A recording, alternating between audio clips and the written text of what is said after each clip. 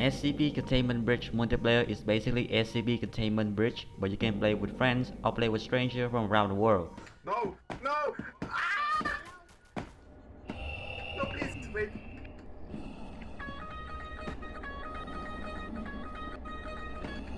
Alright, it's coming now. So besides the original single player, you got co-op mode and bridge mode.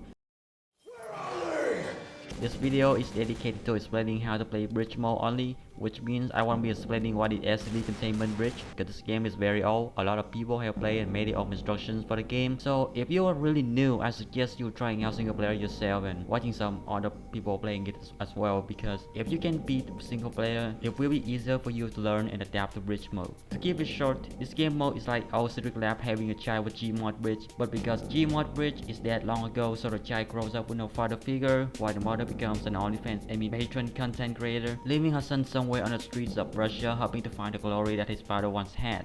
If your PC can actually run Secret Lab without blowing it up in 5 minutes, then I highly suggest you playing it, because Secret Lab is a more polished game, it has a bigger community. Northwood gives this game an update almost every year and it strays further and further away from what it used to be, to keep the players away from boredom. In case your PC burns when running Secret Lab and you have no other choice, then let's continue. What are the similarities with Secret Lab and Gmod here, you may ask? A lot of people who play Secret Lab think that bridge mode in CVM is just some Russian copycat of Secret Lab, because if your role is a human, you gotta escape, fight the SCP, rescue some people, and fight against some other people. And if you're on the SCP, you gotta kill them all. And because a lot of models, guns, sprites, sounds, and other stuff in this game mode are taken from Gmod, Game Banana, CSGO, or somewhere that gives them out for free, you're just playing Gmod Bridge but with this 3D engine instead of Source engine. You can actually be helped in this game mode, I guess. But what does bridge mode in CVM has to offer that Secret Lab doesn't have? This is when an instruction is needed.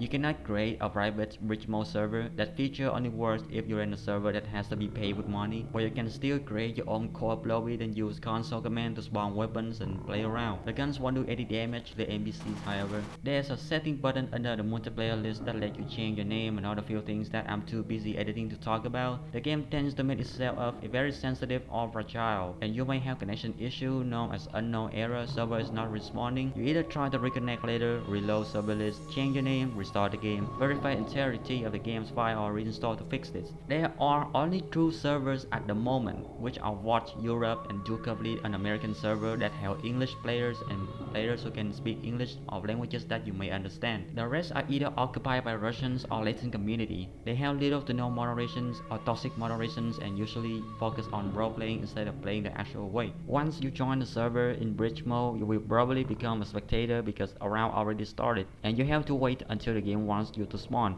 You can press R to change spectating view, left click to spectate other players, press and hold V for voice chat, press F6 to open chat, enter to send a message, press and hold N and left click to access the players list, and click on the button icon to show their Steam profile or mute them. Everyone can see your chat message no matter if they are spectators or not, so be civil, don't snitch on people unless they are cheating or breaking rules. Your default jump button will be space. You can either change your interact button to F by enabling it in settings. It is advised that you change your settings to your preferences for the best experience. If you join the server when the round already started, just wait until you respawn as MTF or Chaos, then you can play for a bit until the round ends as the timer at top right corner runs out of time. This feature is to forcefully end the round and saves everyone's time. Once the server restarts, you will join the lobby. Here you will wait for all the players to join until the game starts again. There are 3 main factions: Security Team, Class D Team, and SCP Team. Security Team consists of Janitor, Clerk, Scientist, Guard, and MTF Soldier. Janitor, Clerk, and Scientist will spawn at the same area in Light Containment Zone and help to escape the facility by going to surface at Gate B, while Guard will spawn at Gate A and MTF Soldier will spawn at surface Gate B. MTF will not arrive until 5 minutes later after the start of the round. Guard and MTF Soldier have to escort the LCD team while also eliminate any threats in the facility, which are the SCP team, the Class D team, and Chaos. Any janitor, clerk, or scientist escaping by Gate A on surface will immediately die and not respawn as the MTF soldier, unless they get caught. Security team will win when there is no threat left in the facility, and at least one janitor, clerk, or scientist escape. Curve Class D who escape also counts. The Class D team consists of Class D personnel and Chaos soldier. Class D's objective is to escape the facility by going to surface at Gate A, and Chaos soldier must help them escape while also eliminate any security team members Chaos Soldier will spawn 5 minutes later after the MTF Soldier spawn wave. Class D personnel will die if they escape a surface escapee, unless they get caught by a security team member. Class D team will win if there is no security team members left and at least one Class D or Cub Foundation personnel escape. The SCP team consists of many SCP-173, 096, 106, 049, 049-2, 939, 966, 860-2, and 035. And since you already understood the SCPs a bit by playing single player, I will only talk about the important details for each of them. Almost every SCP has a level 5 keycard except for 106 because he can go through doors, and SCP-035 spawn with nothing. In some servers they will only have level 4. While being an SCP you can right click to play a sound. Is this all? SCP-173 and 035 don't hear any sounds when you do this. SCP-173 has a hidden blinking meter that does not sync with humans' blinking meter.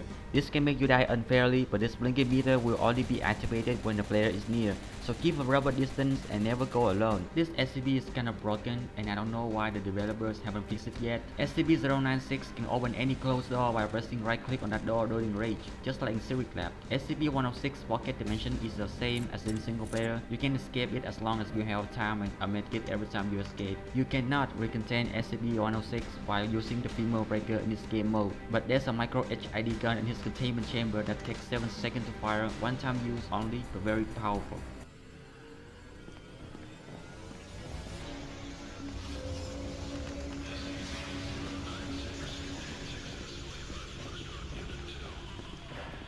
SCP-049 will turn any human player to SCP-049-2 immediately by just a left click. Remember that. SCP-049-2 can run almost as far as human.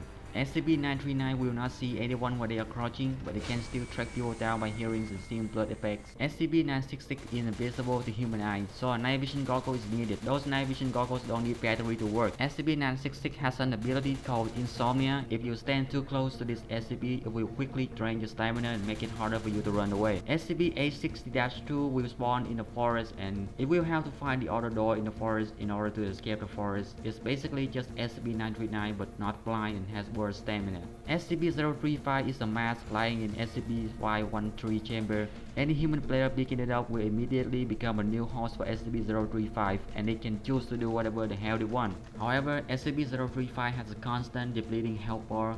It only lives for 5 minutes or even less depending on how many bullets it takes. For each kill that 035 got, it gains 10 HP back, but that's only like 1 second. The SCP team will win if there is no security team members left and no one escaped. No escapee and all SCP deaths will usually result in a stalemate 1, which no one wins or loses. Keycards and some items will spawn at the same place as in single player. Some places may have more than one. They usually spawn along a piston as well. The armory can be accessed by using a level 1, 2 right from the start of the round, but usually it requires a level 3. The higher clearances, the better weapons. Light containment checkpoint only need a level 2 keycard to open. With a level 3, you can open heavy containment checkpoint, but it is mandatory to have level 5 or only keycard to open the gate. In Duke server, you need to turn up lockdown to escape lights on just like in single player. You can also turn up gate control and open the gate with only a level 3 keycard. Some SCP items have been removed or don't work in bridge mode. Some upgraded items taken out of SCP-914 like the upgraded night vision goggles will not work like in single player. So far, you can have the super gas mat, heavy ballistic vest. SCP-500-01 can heal your wounds and injury upon swallowing it. It also gives you permanent 200 HP. Passcode door work the same as in single player except for the control room in SCP-860 testing chamber. They will always be open. You don't need to get SCP-860, which is the blue key, to enter SCP-860-1, and so is any other SCP. No matter how much HP you lose in combat, you will always regain all of your health just with one medkit. Weapons in this game don't work properly sometimes. The rocket launcher can do friendly damage to your SWAT mates and yourself except in Duke Complete server. Also in Duke, you can press F2 to choose your weapons when spectator and spawn with the exact weapons you want. It will take time to find out the gun that suits your playstyle. The ammo box will replenish ammo for every gun you have in your inventory, so make sure you always have one for in combat. Keep in mind that firepower is never as strong as team power. You can kill any SCP or enemies if your SWAT mates know what they are doing and win. This game allows workshop add-ons so you can download whatever you want from the workshop community or mod the game yourself. Since cheating and breaking rules is quite common, you should record a video as rule first, then send it to the server Discord so the mods can get the job done. For more information about the game, you can visit Duke of Fleet Discord server and Vault Discord server, link in the description. You can also subscribe to X. He is one of the developer of CBM and watch whatever the hell he uploads. Bridge mode in CBM is a game of luck. You can have a good day playing with good people and vice versa. Sometimes people fight hard to win and sometimes they just stop to have a chat. However, I cannot say much about the community of this game because it's relatively small and usually quite dead. The developers are also planning to move on to the new SCP project, so the game may be actually dead in a few more months. Even though so, I'm sure you will have some fun playing this game mode and making some friends. For me, it's about time to move on because I've done almost everything in the game. I got every achievement, I had my most satisfying moments, and knowing other people who have the same interests like me. I don't mean to move on right now because the game is waiting for the big final update. When the update is finally out, I will make one or maybe 2 videos about it and officially be done with it. This is Flopamin, and thank you for watching a not so brief guide of SCP Containment Bridge multiplayer. See you in some videos later. Enjoy the rest of your day, and I'm out.